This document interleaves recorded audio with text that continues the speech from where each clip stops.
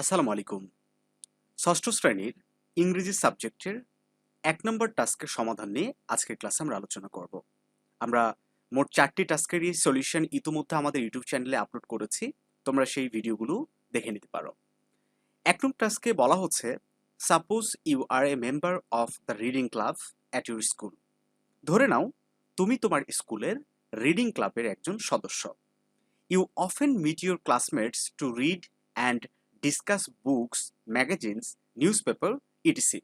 দেখো, তোমাদের সুবিধার্থে মানে সহজেই যাতে বুঝতে পারো এজন্য আমি প্রশ্নের অনুবাদও করে দিয়েছি। তোমরা অনুবাদটা একটু পড়ে নিবে, যেহেতু মোট ৪টা টাস্ক রয়েছে এবং টাস্কগুলা প্রত্যেকটা একটু বড় বড়, মানে প্রশ্নের দিকটা বড়, অ্যান্সারটা অনেকটাই ছোট। আমি ছোট করে তোমাদেরকে দেওয়ার চেষ্টা করেছি। তো মোটামুটি এটার অনুবাদ করলে দেখা যাচ্ছে যে তোমার সহপাঠীর সাথে বই, ম্যাগাজিন, সংবাদপত্র ইত্যাদি পাঠ এবং আলোচনা করার জন্য দেখা করো। তুমি ও তোমার সহপাঠীরা লিভিং গ্রিন নামে একটি সংবাদপত্রের নিবন্ধ শেষ করেছ। এটা পড়ে তুমি অনুপ্রাণিত হয়েছ এবং তোমার এলাকা সবুজ রাখার সিদ্ধান্ত নিয়েছ। তা করতে হলে তোমাকে নিচের কাজগুলো সম্পন্ন করতে হবে। কি কি সম্পন্ন করতে হবে? তার টাস্ক ১। তো টাস্ক ১ এর এই অ্যান্সারটাই আমরা তোমাদেরকে এই ক্লাসে দিয়েছি। বলা হচ্ছে, get into groups of 4 and discuss what you may do to keep your community green.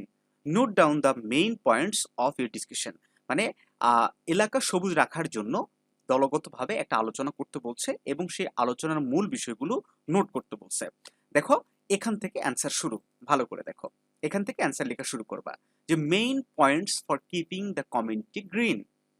আমাদের সমাজটাকে বা সম্প্রদায়টাকে, আশেপাশটাকে সবুজ রাখার জন্য প্রধান পয়েন্টগুলো আলোচনা করা হলো। ১ নম্বর পয়েন্ট কি?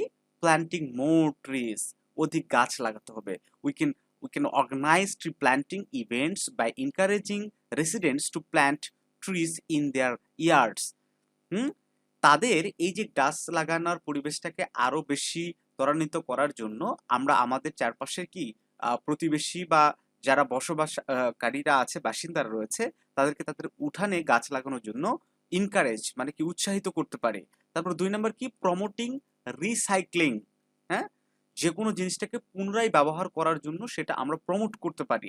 কিভাবে? We can set up recycling beans in public areas and also conduct workshop on how to recycle effectively.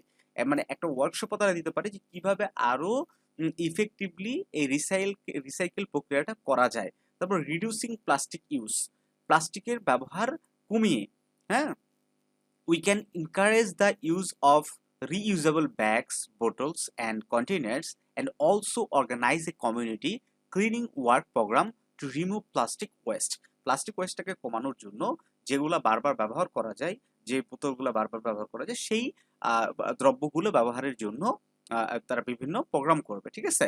তারপরে কি? সেভিং ওয়াটার অ্যান্ড এনার্জি, পানি এবং শক্তি সঞ্চয় করবে। কিভাবে? We can promote water saving techniques like using low flowing water pipes and also encourage energy saving habits such as using LED bulbs and unplugging device when it's not used in. ঠিক আছে? যখন এটা আমাদের কোনো কিছু charge দেওয়ার প্রয়োজন হয় তখন সেটা আমরা খুলে রাখবো। তারপরে পানির পাইপ যেটা আছে সেটা আমরা সাশ্রয়ী, যেটা যেন ওভারফ্লো কোনো পানি না যায় সেই দিকেও খেয়াল রাখবো। ঠিক আছে? দেন এইভাবে আমরা সেভিং ওয়াটার এনার্জি এটাকে সেভ করবো আমরা। তারপরে লাস্ট আমরা একটা টপিক দিয়েছি, প্রমোটিং লোকাল প্রোডাক্টস। বাইরের প্রোডাক্টসের থেকে লোকাল আমাদের কৃষকরা যে প্রোডাক্টগুলো উৎপাদন করে সেগুলোকে আমরা মানে প্রমোট করব। সেটা কিভাবে? We can support local farmers markets and shops and also inspire the community to buy local product to reduce carbon finger footprints from transformation. ঠিক আছে? দেখো, সবকিছু মিলায়ে খুব সুন্দরভাবে এই অ্যান্সারটা কিন্তু তোমরা কমপ্লিট করে ফেলেছো। এভাবে লিখলেই খুব ভালো একটা অ্যান্সার হয়ে যাবে। তাহলে টাস্ক ১ এর অ্যান্সার কমপ্লিট। তোমরা ভিডিওটি পজ করো অথবা স্ক্রিনশট দিয়ে এই প্রশ্নগুলো খাতায় লিখতে পারো কিংবা আয়ত্ত করতে পারো। সুপ্রিয় শিক্ষার্থী বন্ধুরা, ষষ্ঠ শ্রেণীর ইংরেজি ডিপার্টমেন্টের আরো যে ৩টা টাস্ক রয়েছে সেটা আমাদের ইউটিউব চ্যানেলে আপলোড করা আছে, সেগুলোও দেখে নাও। ভালো থেকো সবাই, দেখা হবে নতুন কোনো ভিডিওতে।